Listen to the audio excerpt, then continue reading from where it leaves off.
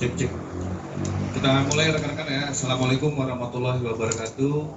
Selamat siang rekan-rekan media sekalian.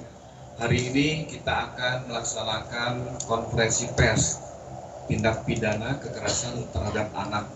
Yang pertama, dasar penyidik dalam menangani perkara ini adalah dengan laporan polisi LP 227 B 3 Romawi 2024 SPKT Polresta Malang Kota, di mana dilaporkan di hari Jumat tanggal 29 Maret 2024, di mana atas nama pelapor adalah RA, ayah kandung dari korban. Sementara untuk korban dengan inisial JAP, ini adalah perempuan usia 3 tahun 5 bulan, warga negaraan Indonesia, alamat di Lowaru, Kota Malang. Adapun saksi-saksi yang sudah diambil keterangan 4 orang, ini ayah kandung, ibu kandung dari korban, serta 2 orang yang bekerja di rumah ataupun berada di kediaman. Untuk tersangka yang sudah kita amankan dengan inisial IPS, perempuan 27 tahun, ini warga negaraan Jawa Timur, Indonesia, asal Jawa Timur.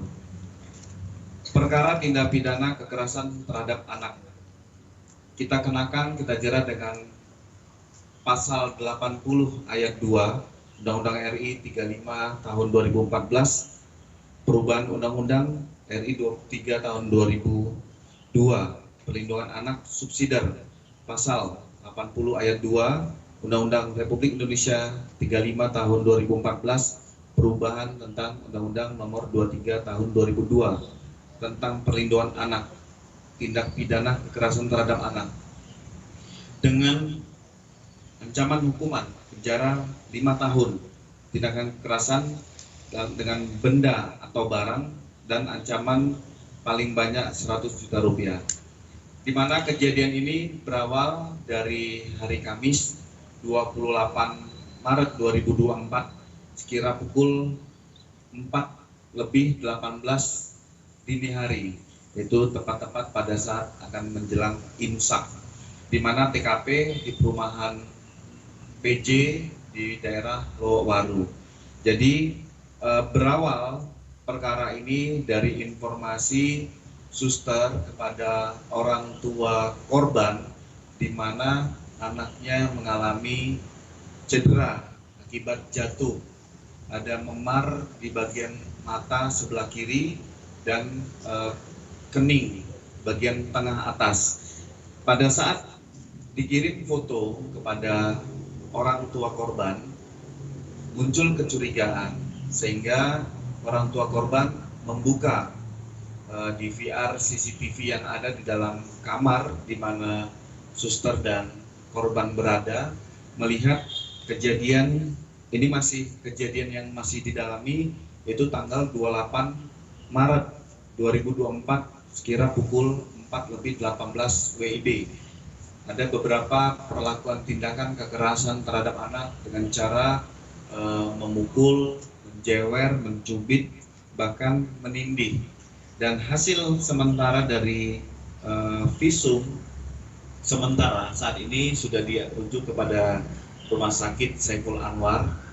Hasil sementara visum ada bentuk luka memar pada mata sebelah kiri, ada luka goresan di kuping sebelah kanan dan kiri, begitu juga dengan bagian kening ataupun jidat. Dari hasil interogasi dan penyidikan oleh penyidik unit PPA Satreskrim Polresta Malang Kota, ada beberapa tindakan yang dilakukan oleh suster kepada korban dengan cara memukul menggunakan buku.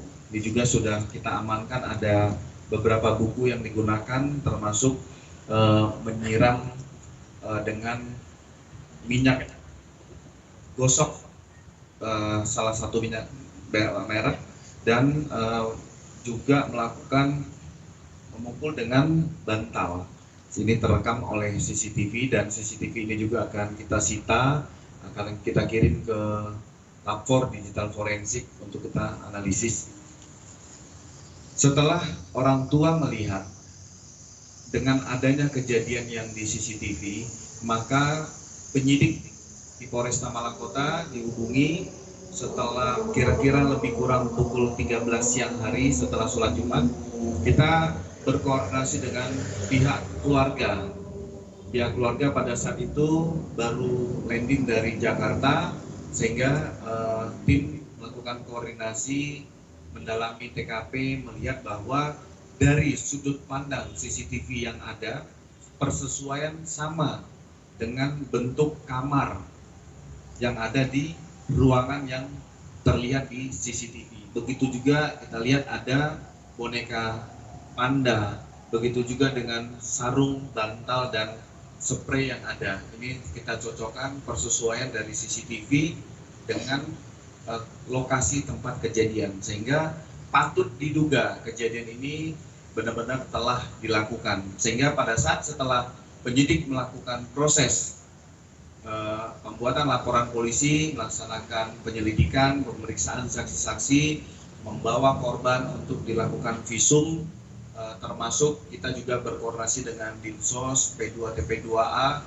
Kami juga menyiapkan tim trauma healing dari Polresta Malang Kota terhadap psikologis terhadap anak. Tadi kami juga sudah melaporkan kepada Bapak PJ Wali Kota dan Ketua DPRD bahwa penanganan perkara ini akan menjadi suatu perhatian.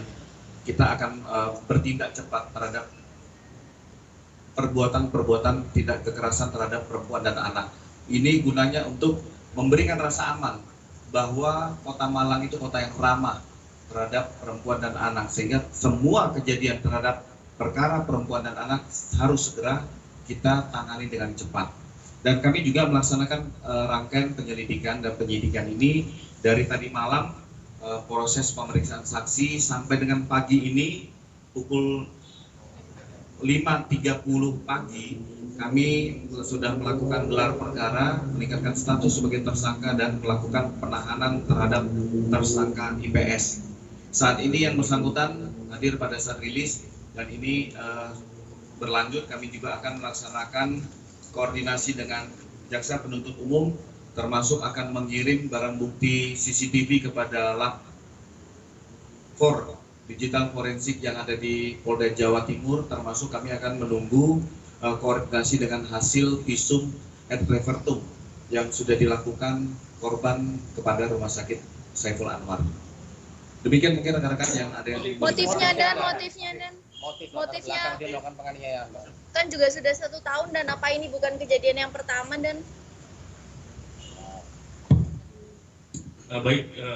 jadi motif berdasarkan hasil penyidikan dalam BAP, pengakuan dari pelaku motifnya adalah tersangka ini merasa jengkel dengan korban akibat ketika itu korban ingin diobati karena bekas cakaran yang ada di tubuh korban, namun korban menolak, tidak mau. Selain itu juga pengakuan dari tersangka ada beberapa faktor pendorong personal pengakuan tersangka. Pada saat itu ada salah satu anggota keluarga dari tersangka yang sedang sakit, namun itu tidak bisa dijadikan alasan pembenar apapun untuk melakukan kekerasan terhadap anak. ini Kabarnya si tersangka ini baru cerai sama suaminya, Pak Kapur. Jadi memang statusnya memang cerai hidup dan masih memiliki seorang anak di kampung halamannya berusia 2,5. Dan ini kan sudah 1 tahun bekerja di sana. Apakah ini kejadian yang pertama atau seperti apa, Dan? Baik, jadi dari CCTV masih kita lakukan pendalaman. Tentunya kita akan analisa sampai berapa memori ataupun berapa timeline yang bisa kita dapatkan di CCTV tersebut. Kita akan petakan apakah ada bentuk-bentuk kekerasan lain yang bisa kita deteksi dan identifikasi dari rekaman CCTV tersebut. Untuk pemeriksaan kejiwaan dari tersangka kemudian. Nah, tentunya kita akan melaksanakan pemeriksaan kejiwaan seperti beberapa kasus yang kita infokan sebelumnya. Kita akan bekerja sama dengan dari Polda Jatim, dari biopsikologi untuk nanti mendatangkan saksi ahli, dan juga dengan Bu Nining, psikolog yang sering kita mintai keahliannya untuk bisa memprofiling baik itu tersangka, pelaku ataupun korban. Dan tadi sempat ke rumah sakit, kondisi korban saat ini seperti apa? Kondisi korban tentunya saat itu masih dalam masa observasi, masa perawatan. Ya kita doakan yang terbaik saja pemulihan korban baik secara fisik maupun secara psikis. Ada trauma.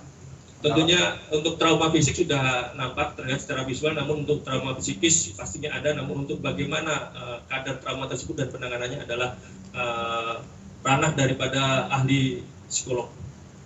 Dan tadi diposting oleh ibunya korban bahwa ada yang mengaku bahwa ini tersangka pernah juga diberhentikan karena melakukan kekerasan terhadap anak. Apa itu sudah dalam pemeriksaan? Baik, ini jadi masih masuk ke materi penyidikan. Nanti apabila ada perkembangan kita infokan lagi. Tentunya semua masukan dari masyarakat, informasi apapun, sekecil apapun kita tampung untuk kita verifikasi. Apabila kita temukan fakta dalam penyidikan, kita akan masukkan ke dalam berita acara pemeriksaan untuk diberkas. Agen penyalurannya gimana dan apakah ikut diperiksa juga atau seperti apa dan? Tentunya untuk agen penyaluran akan kita panggil terkait bagaimana mekanisme penyaluran dari tenaga kerja yang dikerjakan di luar, apakah sudah melalui pelatihan ataupun ada standar-standar tertentu yang harus dimiliki, kompetensi tertentu yang harus dimiliki untuk seorang suster ataupun perawat anak, sehingga nanti bisa jadi bahan evaluasi untuk kedepannya supaya kejadian seperti ini tidak terjadi di kemudian hari. Ada ya. Itu ditinggal orang tua berapa lama ya? Korban ditinggalkan orang tua ke luar itu berapa hari? Jadi korban ini ditinggal lebih kurang 2 hari. Sementara di rumah itu juga ada adik kandung korban. Ada beberapa orang juga yang masih tinggal di kediaman. Tapi setelah melakukan aksinya, si korban ini 1 hari ditinggalkan dalam satu kamar, yaitu kamar yang menjadi tempat kejadian perkara. Dia tidak boleh turun dengan alasan yang bersangkutan sakit untuk menyampaikan kepada pihak keluarga lainnya. Disekap begitu atau Tidak disekap. Kalau sekap kan kita berbicaranya konotasinya berbeda. Tapi memang tidak boleh keluar rumah dengan keluar kamar dengan alasan yang bersangkutan dalam kondisi demam. Ada lagi yang lain, rekan? Pak, ini ada barang bukti boneka, ini seperti apa penjelasannya? Mungkin bisa dijelaskan spesifiknya terkait barang bukti yang ada. Baik, untuk boneka ini barang bukti pada saat dia membekap korban. Untuk yang barang bukti buku dan sebagainya, Untuk buku itu pelaku mukul korban di kening korban. Selesai itu ya rekan-rekan sekalian.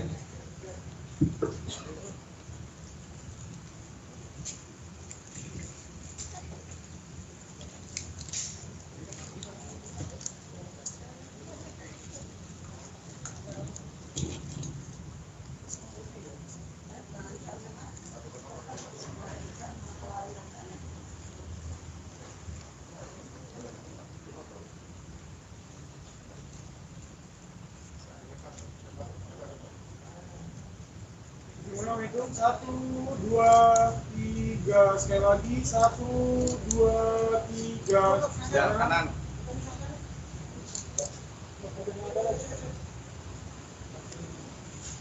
Depan.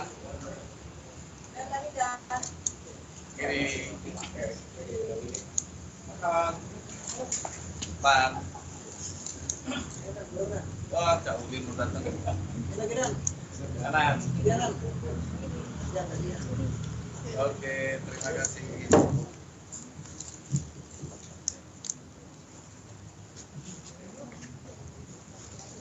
Ada orang tua korban.